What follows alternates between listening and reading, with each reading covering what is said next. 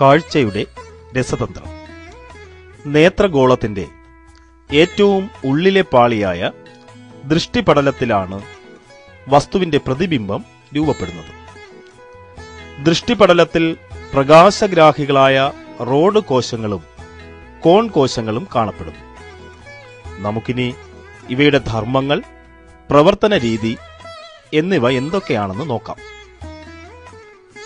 Road കോശങ്ങൾ മങ്ങിയ വെളിച്ചത്തിൽ വസ്തുക്കളെ കാണുന്നതിനും കറുപ്പും വെളുപ്പുമുള്ള വസ്തുക്കളെ കാണുന്നതിനും സഹായിക്കുന്നു.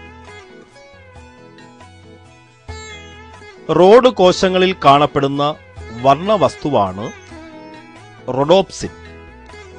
പ്രകാശം തട്ടുമ്പോൾ റോഡോപ്സിൻ വിഘടിച്ച് റെറ്റിനിൻ, ഓപ്സിൻ എന്നിവയുണ്ടാകുന്നു.